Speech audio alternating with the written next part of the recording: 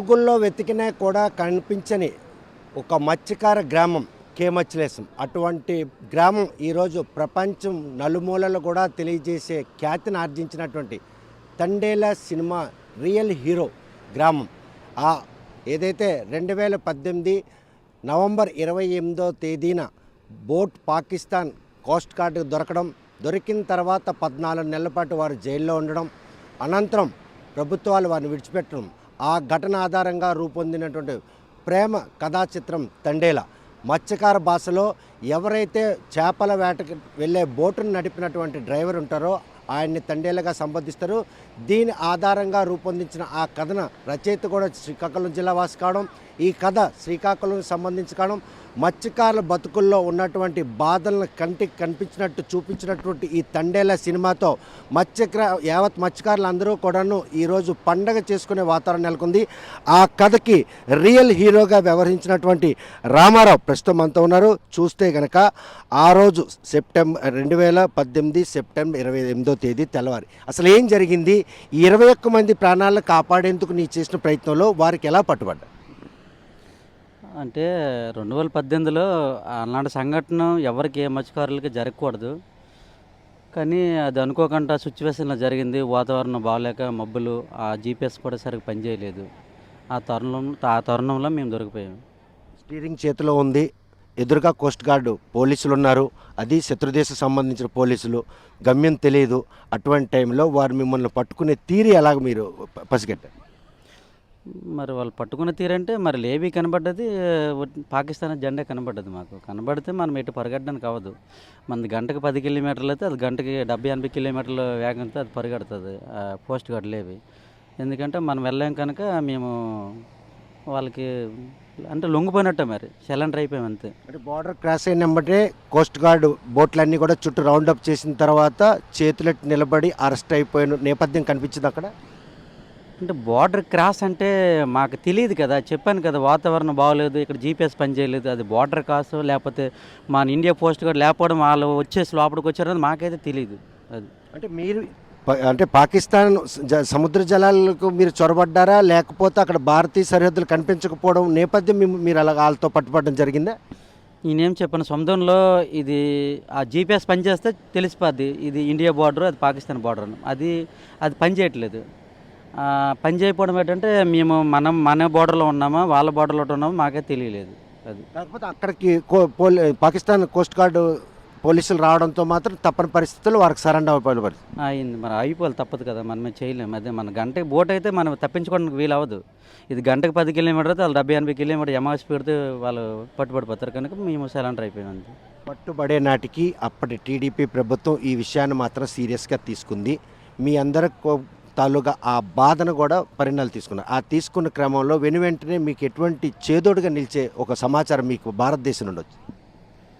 Sir అంటే నేను మీకు ఈ వీడియో ద్వారా మీకు అంటే తెలుగు రాష్ట్ర ప్రజలందరికీ తెలియజేయింది ఏమంటే, ఇప్పుడు మనం సినిమాలా చూడాలి. ఎందుకంటే ఒక మత్స్యలేశం అనేది నార్మల్ గ్రామం, ఒక గూగుల్లో కానీ ఒక సెల్ లొకేషన్లో కానీ ఎక్కడ చూపించదు. ఒక సినిమా ఎండి తెరపైన ఒక మత్స్యలేశం అనే పేరు వచ్చిందంటే చాలా గర్వకారణం. ఎందుకంటే అది మన అదృష్టం అనుకోవడం. అది అప్పుడు ఏదో అనుకోకుండా జరిగిపోయింది, అది వదిలే. కానీ ఇదే చాలా పెద్ద విషయం. మన మత్స్యకారులు పడే బాధలు, కష్టాలు, ఆవేదన మేము దొరికిపోయిన తర్వాత ఇక్కడ ఆడవాళ్ళు ఎంత బాధపడ్డారు, మేము అక్కడ ఎంత బాధపడ్డామే అనేది ఒక ప్రేమ కథ యాడ్ చేసి, అంటే లవ్ అయితే అందరికీ ఉంటుంది, అందరికీ బుజ్జితల్లు ఉంటారు. నా లైఫ్లో నాకు బుజ్జితల్లు ఉంది కనుక అది ప్రతి లైఫ్లో ఉండవలసిందే. అది యాడ్ చేసి సినిమా సూపర్ హిట్ అయింది. మనం గర్వపడాలి మన మత్స్యకారులు అందరూ. వీలైతే ఇలాంటి ట్రోల్ లేకంటే చేయకూడదు. ఎందుకంటే మేము ఫస్ట్ నుండే చెప్తాను, మీ వీడియోలు ఎవరు అడిగినా ఏ సపోర్ట్ ఉందంటే, మేము దొరికేటప్పుడు సారు మాకు టీడీపీ గవర్నమెంట్ ఉంది. టీడీపీ గవర్నమెంట్ ఉండేటప్పుడు వాళ్ళంతా సాయం వాళ్ళు చేశారు. వాళ్ళంతా కృషి చేయడం ఒక దారి చూపించారు. వాళ్ళనేది దారి ఆర్థిక సాయం కూడా చేశారు. వాళ్ళు ఆర్థిక సాయం చేశారు. ఆ తర్వాత వీళ్ళు ఓడిపోయిన తర్వాత జగన్ అంటే వాడకముందే జగన్ పాదయాత్రలో వీళ్ళంతా సాయం టీడీపీ వాళ్ళు చేశారు. ఆ తర్వాత జగన్ పాదయాత్రలో ఈ ఫ్యామిలీ మొత్తం కలవడం, నేను కానీ గెలిస్తే నేను తీసుకొస్తానని ఈయన కూడా హామీ ఇచ్చారు. గెలిచిన తర్వాత తీసుకొచ్చి ఈయన కూడా దగ్గరుండే ఒక బార్డర్ దగ్గర నుండే తీసుకొచ్చి ఆయనంత సాయం ఆయన చేశారు. మేము అందరూ సాయం చేశారు. గ్రామ పెద్దలు కూడా సాయం చేశారు. గ్రామ పెద్దలకు కూడా వీళ్ళ పేర్లు హైదరాబాద్ పంపించాను, లిస్టు పెట్టమన్నారు. వాళ్ళు ఆ రోజు ఈ మీకు సహాయం చేయడం విడుదల చేయడం పక్కన పెడితే 14 నెలల పాటు శత్రుదేశం జైల్లో ఉండడం అన్నది ఒక ఖైదీలు అంటే చేయని ఒక తప్పుకి పట్టుబడ్డారు. పట్టుబడిన తర్వాత యథేచ్ఛగా ఆ దేశ తాలూగా నిబంధన ప్రకారంగా మీరు శిక్ష అనుభవించారు. మిమ్మల్ని చిక్కుకున్న వాళ్ళని విడిపించేయాలని చేసినటువంటి ప్రయత్నంలో 2 ప్రభుత్వాలు 2 ముఖ్యమంత్రుల చొరవ ఉన్నది. అందుకనే ఆ కథలో అటువంటి అంటే ఆ సన్నివేశాలు చూపిస్తే బాగుంటుంది అన్నటువంటి ఉద్దేశం చాలామంది రామారావుని ప్రశ్నిస్తుంది. అంటే సార్ ఇప్పుడు గ్రామ పెద్దల నుండి ముఖ్యమంత్రుల వారికి 2 పార్టీ గవర్నమెంట్ల వరకు తీయాలంటే సినిమా 10 రోజులు పడుద్ది. 10 రోజులు పడుతుంది కనుక తీయలేరు. వాళ్ళు ముందే చెప్పరు దీంట్లో పాలిటిక్స్ ఉండదు. మీ పడే బాధలు, మీరు ఎక్కడికి ఎలాగెళ్ళారు, ఎలా దొరికిపోయారు, మీ ఫ్యామిలీ ఆవేదన ఏంటి, ఆ దొరికిపోయిన తర్వాత మీ ఫ్యామిలీ సిచ్యువేషన్, ఒక భార్య కానీ లవ్ చేసి ఎలాంటి ఎమోషనల్ ఫీల్ అయ్యేవారు, ఎలాంటి అనుభవించారో అవన్నీ సినిమాలు ఉంటావు చెప్పారు. ఇవన్నీ ఇప్పుడు చంద్రబాబు నాయుడు స్టోరీ, జగన్ స్టోరీ పెడితే మాకే మంచిదే, మేము కానీ వద్దంటామా? మాకే మంచిది. ఈ గ్రామ పెద్దలది పెడితే మాకే సంతోషమే కదా. కానీ ఇవన్నీ పెడితే 10 రోజులు సినిమా పడుతుంది కనుక వాళ్ళు తీయలేరు ఎవరు సాధ్యం నిమిత్తం రామారావు అటువైపు గుజరాత్ వెళ్ళి చేపల వేటకి వెళ్ళి ఈ బోట్ నడుపుతున్న క్రమంలో అప్పటికి మీ మిసెస్ ప్రెగ్నెంట్ అన్న విషయం ఎలా రామారావుకు సమాచారం చేరింది? ఆ తర్వాత పాప పుట్టిందనే విషయం అయినా కూడాను పాకిస్తాన్ జైల్లో ఉంటాడు, మీకు సమాచారం అందింది. అంటే ప్రెగ్నెంట్ అన్నప్పుడు ఇక్కడ మేము గుజరాత్లో ఉన్నోడే దొరకముందే తెలుసు మాకు ప్రెగ్నెంట్ అని. అప్పుడే ఆ ఏటే రావాల్సింది ఊరు, అనుకోకుండా సిచ్యువేషన్లో మేము దొరికిపోయాం కనుక అప్పుడు ప్రెగ్నెంట్. ఆ తర్వాత 2018లో దొరికిపోయిందా జైలుకి వెళ్ళిన తర్వాత మేము లెటర్ రాయడం, తర్వాత 1-2 నెలల తర్వాత వాళ్ళ దగ్గర నెట్ రావడం, తర్వాత పాప డెలివరీ అయిందని ఫోటో పెట్టడం రావడం అన్నీ జరిగాయి. ఈ నెగోషియేషన్లో మాత్రం అక్కడ జైల్లో మీరు శిక్ష అనిపిస్తున్నప్పుడు ఈ లెటర్ కరస్పాండెన్సు మిమ్మల్ని విడిపించే ప్రయత్నాలు ఎప్పటికప్పుడు తెలుస్తున్నాయంటే మీకు ఎటువంటి ఇబ్బంది లేకుండా ఒక మామూలు ఖైదీలాగానే చూసారా, లేకపోతే ఏమైనా కరుడుగట్టిన నేరస్తుల్లా చూసారా? ఎవరు? పాకిస్తాన్ జైల్లో చాలామంది పాకిస్తాన్ జైల్లో ఉండడం అంటే అది మామూలు విషయం కాదని అందరూ అనుకుంటుంటారు, కానీ మీకు అలా ట్రీట్ చేశారా? అంటే అక్కడున్న పోలీసులు అయితే అలా చేయలేదు, ఖైదీలు అయితే మాకు సులభం చేసి మాట్లాడేవారు. ఇండియన్ నేను కొన్ని మాట్లాడేవారు అంతే. కానీ పోలీసులు మటుకు మాకు ఏమనేవారు కదా, వాళ్ళ బాధ్యత అది అంతే. కార్తీక్ ఈ కథని వినిపించడానికి వచ్చినప్పుడు రామారావు ఈ కథలో ఆ 22 మంది మత్స్యకారులు పట్టుబడిన సన్నివేశాన్ని పరిణామాలు తీసుకుంటారని అనుకున్నారా, లేకపోతే రామారావు వాళ్ళ వైఫ్కి సంబంధించినటువంటి ఇంటర్నల్ వాళ్ళకున్నటువంటి అభిమానాన్ని తెరకెక్కిస్తారని? అంటే చందమొండేటి రైటర్ వచ్చేటప్పుడు వాళ్ళు మీ సినిమా మేము తీస్తున్నాం, మీ కథని మేము సినిమా తీస్తాను ప్రపంచానికి తెలియజేయాలంటున్నాం అంటే మాకే సంతోషమే కదా. మా పడే కష్టాల బాధలు తీయడం అంటే మాకు ఒక అదృష్టం. కానీ వాళ్ళు అడిగేటప్పుడే చెప్పారు అక్కడ మీ 22 మంది హాజరైనప్పుడే, మీ అందరి స్టోరీ అయితే ఉండదు, ఎవరిది ఎవరు లేదని ఫీల్ అవ్వద్దని చెప్పారు వాళ్ళు. అలాగే చెప్పారు. అయితే ఒక్క మెయిన్ తండ్రిలు ఎవరైతే ఉంటారో ఈ రామారావు అంటే నేను, ఆ తండేలు వెళ్ళడం చేయడం తీసుకెళ్ళడం అన్నీ అవుద్ది. ఇప్పుడు 23 బోట్లు 22 మంది అయినా వాళ్ళకి బోట్లు అప్పచెప్పేది నేనే. ఎవరు? అప్పారావు కానీ ఎర్రకి కానీ నేను మెయిన్ తండ్రి, నా ద్వారా వాళ్ళకి బోట్లు అయ్యాయి. అంటే నేను ఎటు వెళ్తే వాళ్ళు ఫాలో అవుతారు వాళ్ళు. కానీ మెయిన్ తండ్రులు కనుక ఒకటే అంటే ఎవరెవరు స్టోరీ లేదని ఫీల్ అవ్వకండి.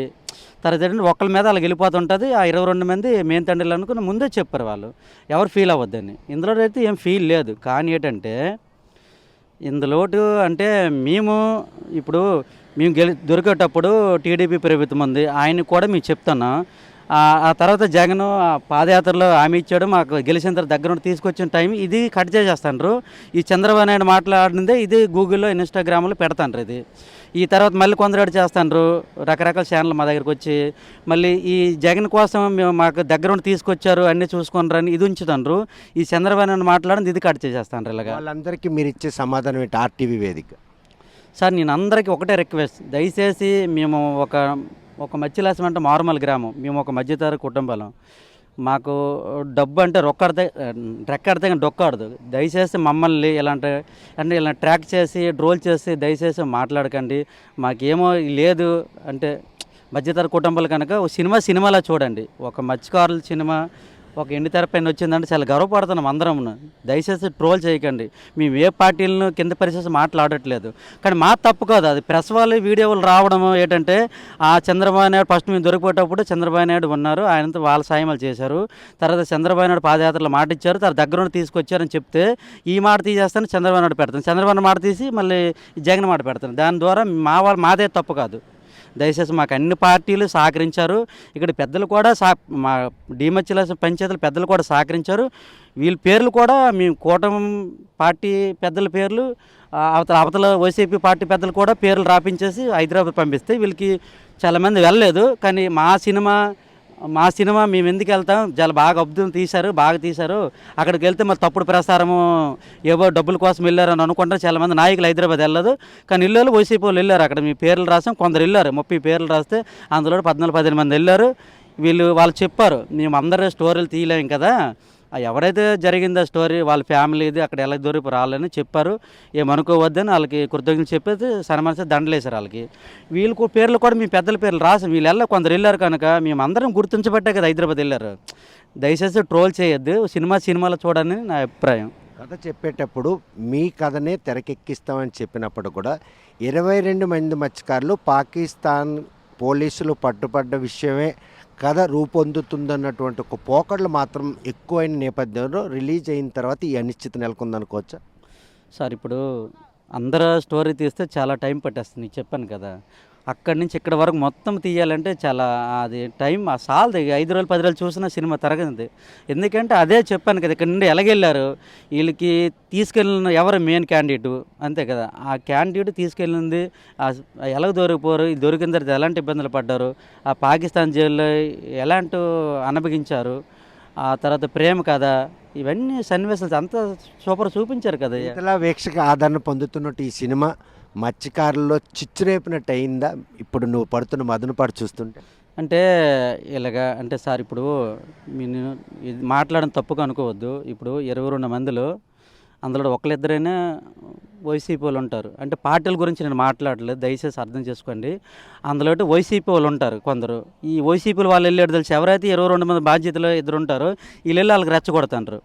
రెచ్చగొట్టేసి ప్రతిదీ వీడియోతో సినిమా గురించి మాట్లాడకంట పార్టీ స్థాపించి మాట్లాడడం ప్రత్యేకంగా ఓ ట్రోర్లు అలాడిస్తుంది. ఇది అల్లుకోకుండా సినిమాలాగా మాట్లాడితే బాగుంటుంది అన్న. కానీ ఒక గంగమ్మ ఒడిలో పుట్టుతున్నటువంటి మత్స్యకారులు కథనం ఈరోజు తెరకెక్కి ఇంత వీక్షక అభిమానం పొందుతుంది. ప్రేమ కథ రూపంలో ఎక్కినటువంటి ఈ తందేల మత్స్యకారుల మనుగడను మాత్రం ప్రపంచానికి చాటినట్లు ఉంది. ఎవరు సార్ అన్ని భాషలు రిలీజ్ చేస్తారు, తెలుగు, తమిళ, హిందీ, తెలుగు, కన్నడ. గర్వపడాలి సార్. ఎక్కడో మారుమూల గ్రామం మత్స్యలేసం ఇప్పుడు ఎక్కడికి వెళ్ళా చేయలు ఎత్తుతాను, గర్వపడతాను. మాకు డబ్బు లేకపోయినా పర్లేదు. అదిగో రామారావు, ఇదో పాకిస్తాన్ దొరికిన బాధ్యతలు 22 మంది ఉన్నారు. అందులో తండేళ్ళు రామారావు మెయిన్ అనేది అది చాలండి ఈ జీవితానికి. ఒక మారుమూల గ్రామం గూగుల్లో లేదు, ఒక లొకేషన్ లేదు. ఇప్పుడు గూగుల్లోకి వెళ్ళి వెంటనే మత్స్యలేసం ఎక్కడ ఉందంటే తెలిసిపోతుంది ఇక్కడ. అది చాలండి మాకు, అంతకంటే ఇంకేమండి. మీ ఇక్కడ జట్టీలు లేక వలసలు వెళ్ళిపోవడం, అక్కడ గుజరాత్లో ప్రతి 15 కిలోమీటర్ 20 కిలోమీటర్ జట్టీలు ఉన్నాయి. ఇక్కడ జట్టీల్లో విశాఖపట్నం నుంచి ఇక్కడ 140 కిలోమీటర్లు. సేమ్ అదే గుజరాత్లో అయితే 4 జట్టీలు ఫిషింగ్ హార్బర్లో ఉన్నాయి. పెద్దవి చిన్న ఉన్ను, కానీ ఇక్కడ మన ఆంధ్రప్రదేశ్ లేదు. కానీ ఈ సినిమా రూపంలో మీ సమస్యలు పరిష్కారానికి ఒక మార్గం దొరికినదన్నటువంటి సంకేతాలు కనిపిస్తున్నాయి. కనపడుతున్నాను సార్ ఖచ్చితంగా. ఎందుకంటే అందరూ చూస్తాను కదా, యావత్ భారతదేశం మొత్తం చూస్తాండ్రు. వీళ్ళు అంతా వలసలు వెళ్ళిపోయి వీళ్ళు దొరికిపోతాండ్రు. ఎప్పటికైనా ఖచ్చితంగా పునదలు పడతాయి. ఇక్కడ డిమచ్చిలేసంలో ఖచ్చితంగా ఒక మినీ జెట్ హార్బర్, కానీ హార్బర్ అంటే పెద్దది కాకపోయినా ఓ మినీ జెట్ ప్లాట్ఫారం అంటే రాళ్ళు, ఇటు నుంచి రాళ్ళు అటు నుంచి రాళ్ళు వాళ్ళకి అడ్డుపడినట్టయినా మాకు దారి చూపిస్తారు.